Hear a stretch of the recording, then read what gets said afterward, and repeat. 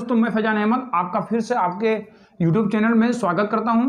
आज हम पढ़ेंगे परसेंटेज का पार्ट 2। कौन सा? पार्ट 2। अगर पार्ट 1 आपने नहीं देखा तो उसको देख कर ही वापस यहाँ पर आइए, क्योंकि वहाँ पर मैंने बहुत ही आसान भाषा में, बहुत ही सिंपल लैंग्वेज में काफ़ी अच्छे से विथ ट्रिक समझाया हूँ। तो उसको देखकर आप यहाँ पर आइए। उसी का दूसरा पार्ट है, हम वहीं से आगे इसको बढ़ रहे हैं। वहाँ पर हमारे 4-5 क्वेश्चन में सॉल्व कर चुका था, तो मैं यहाँ से मान रहा हूँ 6वां क्वेश्चन में सॉल्व करना चालू कर रहा हूँ। तो वैसे दिया है क्वेश्चन हमारा क्या है, कुल छात्रों में से 70% एक परीक्षा में उत्तीर्ण होते हैं। कितने? कुल छात्रों में से 70% क्या होते हैं? उत्तीर्ण होते हैं। एक परीक्षा में कुल जितने छात्र हैं 70% उत्तीर्ण होते हैं, और उसमें से 2/5 हिस्सा क्या है? 2/5 हिस्सा लड़कियां हैं। 2/5 हिस्सा क्या है? लड़कियां हैं। और यदि कुल छात्र की संख्या कितनी है? 4800 है। तो उत्तीर्ण होने वाले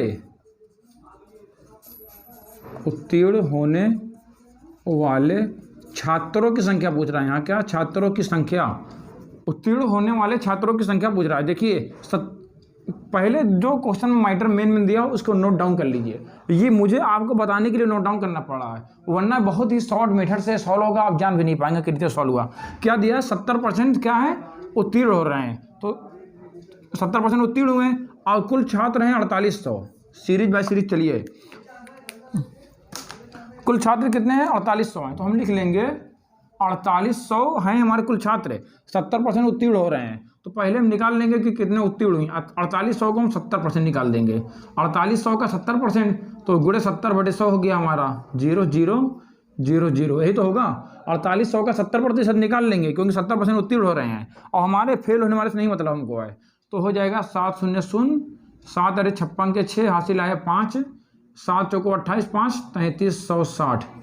ये हो गया हमारा नंबर। मतलब इतने लड़के पास हो रहे हैं। क्या? इतने लड़के पास हो रहे हैं, मतलब इतने कुल छात्र हैं, इतने जो है कुल छात्र पास हो रहे हैं। लड़के और लड़कियां जो पास हो रहे हैं वो 3360 बच्चे पास हो रहे हैं। 4800 में से 3360 पास हो रहे हैं, और जो बच रहे हैं शेष वो फेल हो जा रहे हैं। तो इतने पास हो रहे हैं, और जिसमें से 2 पास होने वालों में से, मतलब 3360 में से 2/5 हिस्सा लड़कियां हैं। 2/5 तो गुणे 2/5 कर देंगे, ये लड़कियां हैं। तो 5 1 5, 5 6 30, 3 बचा 36, 5 7 35, 5 दूनी 10, ये बचा है 672 गुणे 2। तो 2 दूनी 4, 2 से 14 4 हासिल आया 1, 2 6 12 1344। ये हैं हमारी लड़कियां। ये क्या है? ये लड़कियों की संख्या है। मतलब जो पास हो रहे हैं 3360 बच्चों में से 1344 लड़कियां हैं। तो 3360 में से हम 1344 अगर माइनस कर दें, अगर मैं टोटल में से 1344 घटा दूँ, 10 में से 4 गए 6, और 5 में से 4 गए 1, 3 में से 3 गए 0, 3 में से 1 गए 2, मतलब 2016। ये आ गए हमारे कुल छात्र जो कि परीक्षा में उत्तीर्ण हुए हैं। पहले क्या करना है? कुल छात्रों में से 70% उत्तीर्ण हो रहे हैं, हम उत्तीर्ण होने वाले छात्रों की संख्या निकाल लेना है। फिर उसमें से 2/5 लड़कियां आए, तो 2/5 निकाल लिया, तो जो बचेंगे वो हमारे लड़के हो जाएंगे। तो उसी में से इसको घटा दिया, लड़कों की संख्या आ गई। बहुत ही आसानी से। अब हम देखते हैं अगला क्वेश्चन। बेसिक कॉन्सेप्ट अपना क्लियर कीजिए, जिससे आपको मैथ का काफी स्ट्रॉन्ग। अगला क्वेश्चन है, एक गांव की जनसंख्या 5000 है। एक गांव की जनसंख्या कितनी है?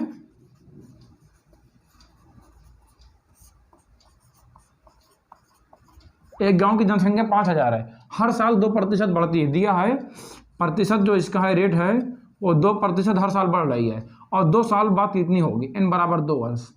2 साल बाद ये प्रतिशत जनसंख्या कितनी हो जाएगी? अभी वर्तमान में 5000 जनसंख्या है गांव की, और 2 साल बाद कितनी हो जाएगी? यदि हर साल 2% बढ़ रही हो, तो यहाँ हमको निकालना हो जाएगा 5000। ये हमारा 5000 है। अगर पहले साल का निकालना चाहूँ, जैसे 2% बढ़ रही है ना, मतलब 100% कोई चीज़ होता, मैंने बताया, और हर साल 2% बढ़ जा रही है।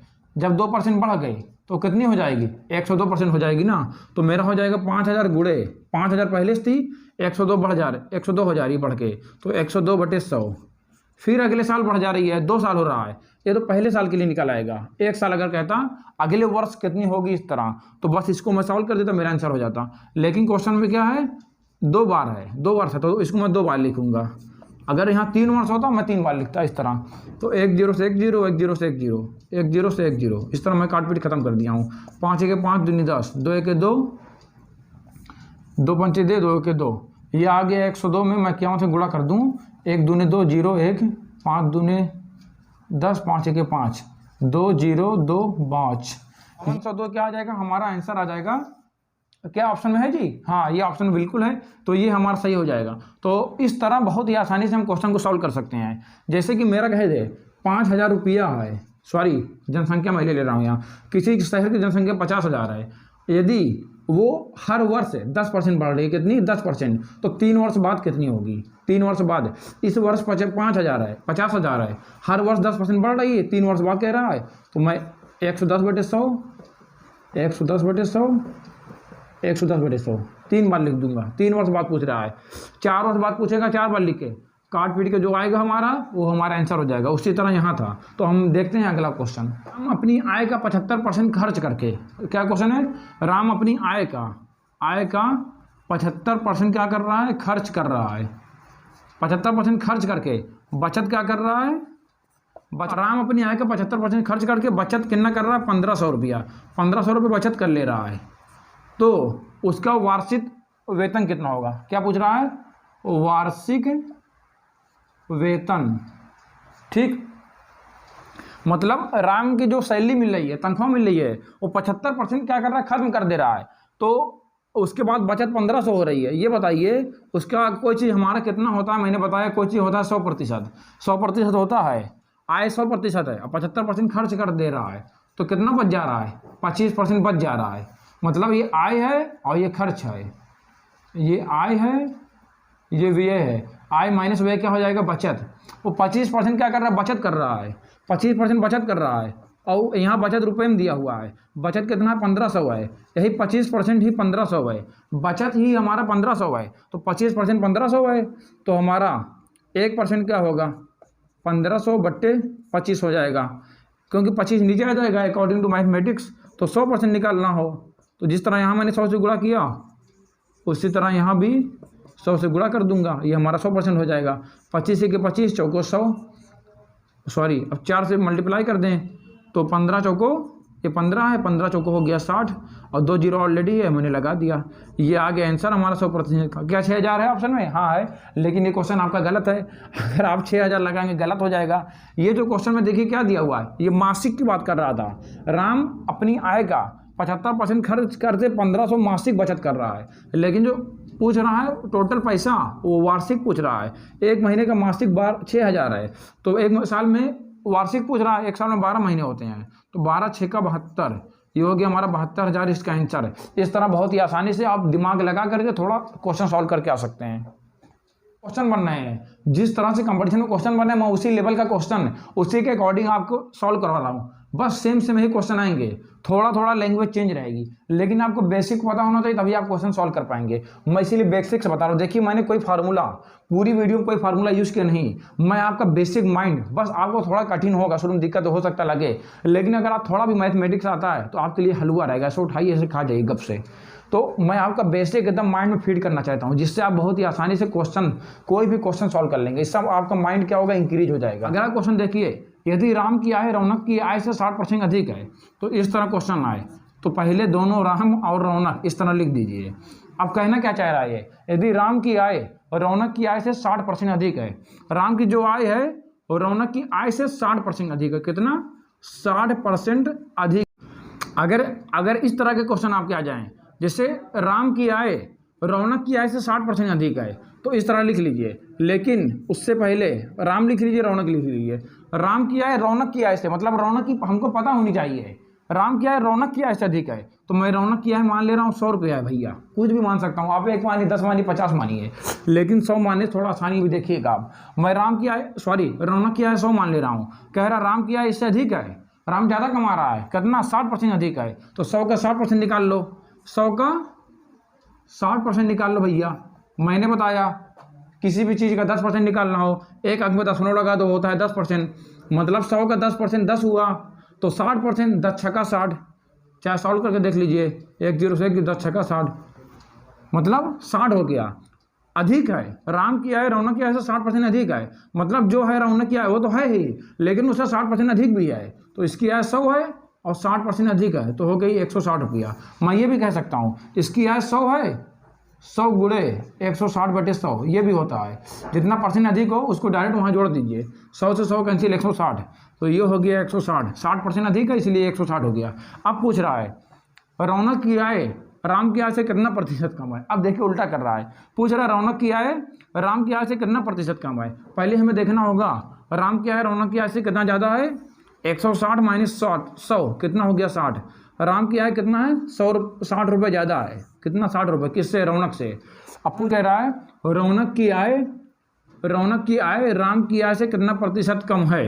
तो रौनक की आय कितना कम है, 60 रुपये कम है। कितने से, राम की आय से। अगर राम की आय से पूछ रहा है ना तो जिसकी आय से पूछे उसको हम नीचे रखना है। अगर पूछता है राम की आय कितना अधिक है रौनक की आय से तो 60/100 गुणे 100 करता। लेकिन पूछ रहा है रौनक की आय कितने प्रतिशत कम है राम की आय से, 60 रुपये कम है। और कितने से राम की आय है 160 गुणे 100। 1 0 से 1 0 काट दिया, 4 चौको 16, 4 15 60 हो गया। 2 दूनी 4, 2 पंचे 10 हो गया। 15 पचे आ गया 75/2। 75/2 क्या कोई ऑप्शन में है, नहीं है।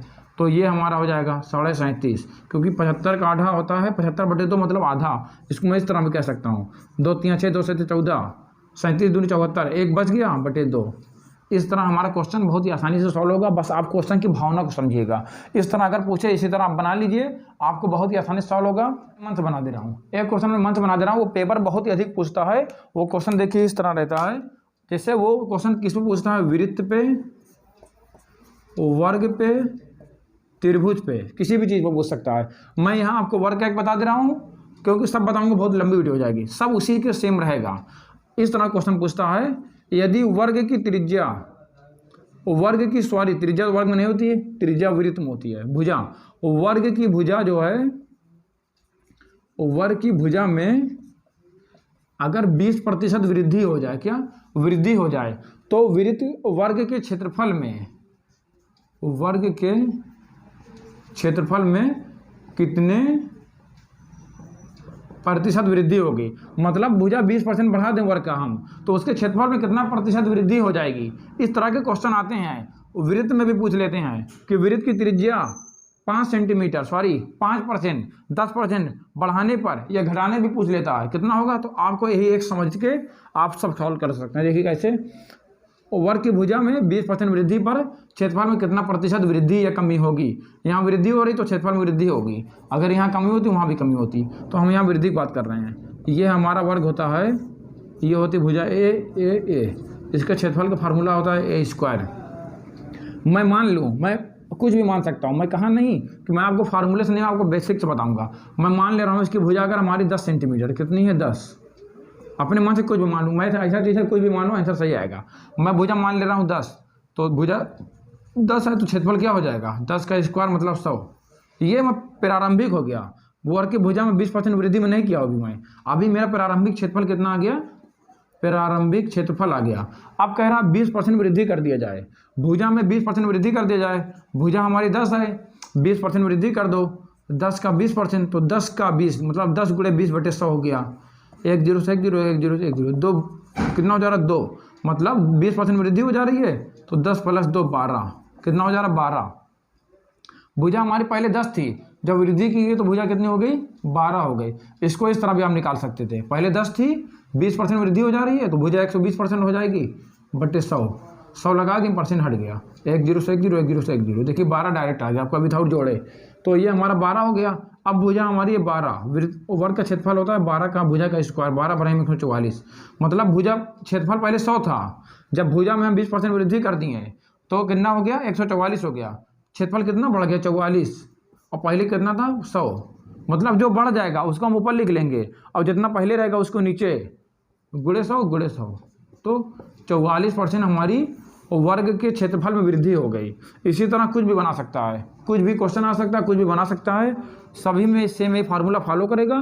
तो दोस्तों अगर आपकी कोई क्वेरी होती है, कोई क्वेश्चन होते हैं, आप कमेंट बॉक्स में कमेंट कीजिए, हम उसके अकॉर्डिंग वीडियो बनाएंगे। हम मिलते हैं आपसे अगली वीडियो में। जय हिंद।